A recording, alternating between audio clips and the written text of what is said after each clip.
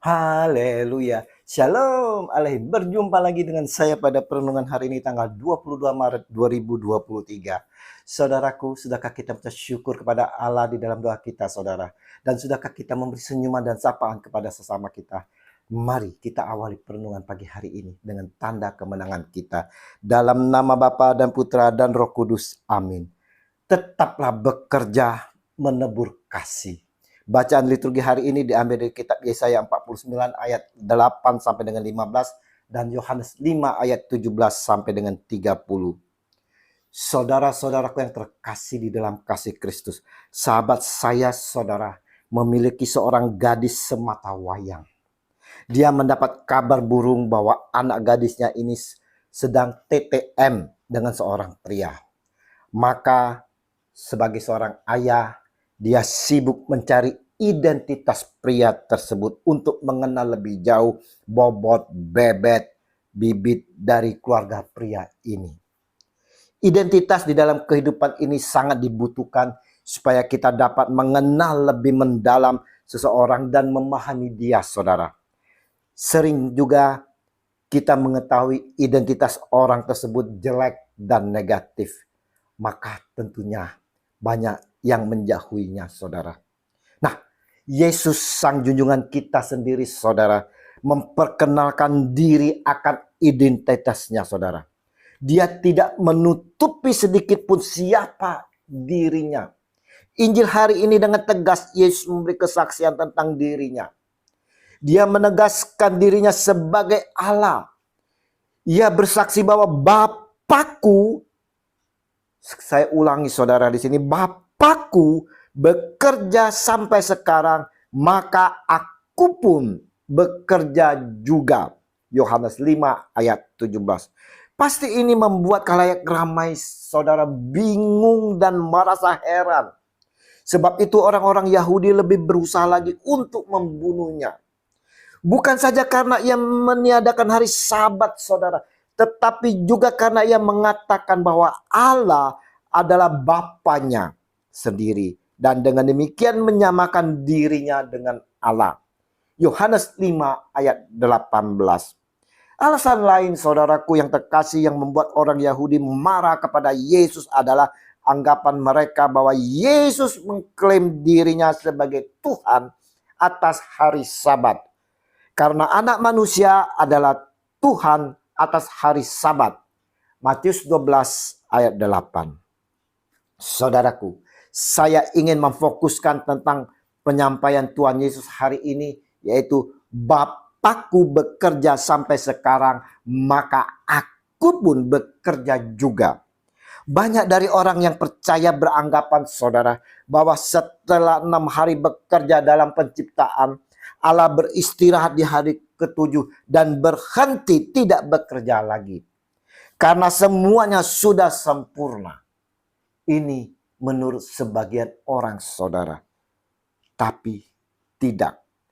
Sampai sekarang, saudaraku, Bapa masih bekerja. Sungguh suatu peringatan bagi kita akan kehebatan Tuhan. Tuhan juga mencintai manusia dan selalu bekerja demi keselamatan manusia, demi keselamatan kita semua yang masih berziarah di dunia ini. Hari ini, saudaraku, kita semua diajak untuk merefleksikan dan bertanya pada diri kita sendiri. Sadarkah kita bahwa Tuhan selalu bekerja di dalam diri kita? Untuk apa Tuhan bekerja di dalam diri kita? Apakah kita sungguh-sungguh merasakan bahwa Tuhan sedang bekerja di dalam diri kita? Tuhan Allah selalu memperhatikan kita dengan penuh kasih-Nya, saudara. Allah tak mau melihat kita sebagai ciptaannya yang dikasihnya ini menderita dan jatuh dalam dosa. Allah juga tak mau melihat kesulitan demi kesulitan yang dihadapi kita di dalam perjalanan hidup ini. Allah juga sesungguhnya tak mau melihat kita menderita ataupun sakit, saudara. Dalam kasih-Nya, Allah bekerja untuk menolong kita. Allah bekerja untuk menyelamatkan kita, saudara, memulihkan dan menyembuhkan kita. Seperti yang disampaikan oleh Rasul Paulus. Kita tahu sekarang bahwa Allah turut bekerja dalam segala sesuatu untuk mendatangkan kebaikan bagi mereka yang mengasihi Dia. Saya ulangi dan saya tekankan di sini. Bagi mereka yang mengasihi Dia, yaitu bagi mereka yang terpanggil sesuai dengan rencana Allah. Haleluya. Roma 8 ayat 28. Allah juga bekerja saudara dengan caranya dan kehendaknya untuk mendatangkan kebaikan. Kebaikan dalam hal ini yaitu kehidupan yang penuh damai sejahtera dan rancangan keselamatan Allah. Allah memanggil manusia saudara, saya dan saudara untuk hidup bersama dengan Allah dalam kasih. Dan respon manusia atas panggilan itu ialah mengasihi Allah. Di sini kita juga diingatkan untuk juga tetap bekerja dan terus menaburkan kasih. Kasih terhadap setiap orang. Tidak hanya pilih-pilih saudaraku yang terkasih. Kita mau bekerja untuk menaburkan kasih dengan penuh ketulusan kita. Agar terciptalah kehidupan yang penuh damai sejahtera seperti yang dikehendaki Allah itu sendiri. Inilah panggilan kita oleh Allah.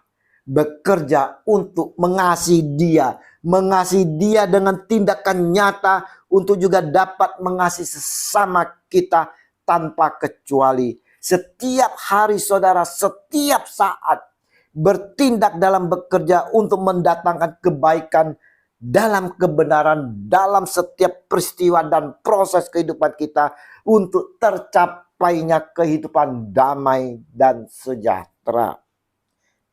Saudaraku, perenungan hari ini mau mengingatkan kepada kita semua di dalam masa prapaskah, puasa dan pantang ini saudara.